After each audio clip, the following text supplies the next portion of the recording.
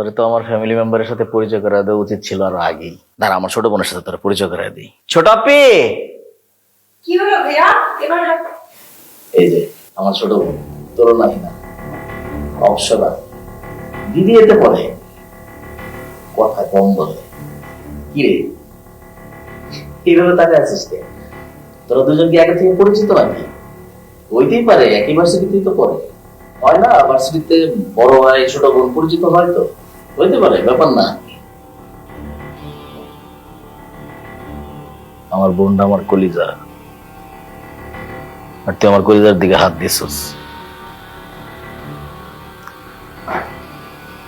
তোর বয়সটা আমি পার করে আসছি।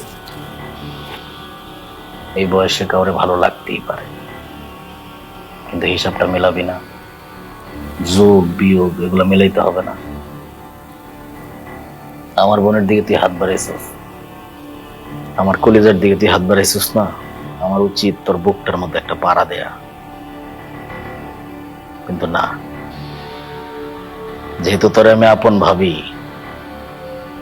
আমার কাছ থেকে তো তুই একটা ওয়ার্নিং ডিজার্ভ করস। কি রে খাইছিস কেন? যাবি না?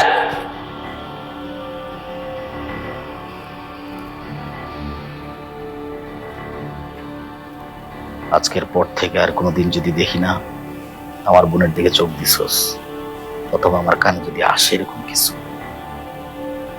তাহলে তোর বুকটার মধ্যে একটা পাড়া দিব। আর তখন বুঝবি সম্রাটের ওজন কত।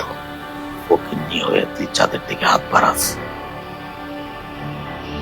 সবকিছু সবার জন্য না।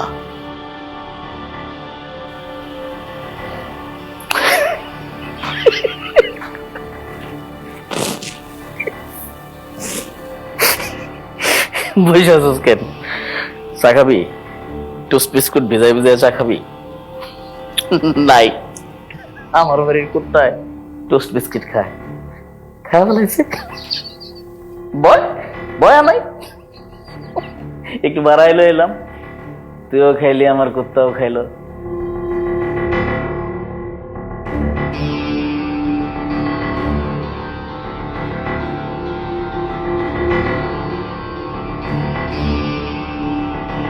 আমার পারমিশন ছাড়া বাসা থেকে এক পা বাইরে দেওয়া নিষেধ।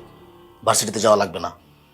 এত শিক্ষিত বোন আমার দরকার নাই, যে বোন তার ভাইয়ের মান সম্মান বোঝে না, এরকম বোন আমি চাই না। একদম চুপচাপ বাসায় থাকবি, এটা নিয়ে কোনো কথা হবে না। Mind it.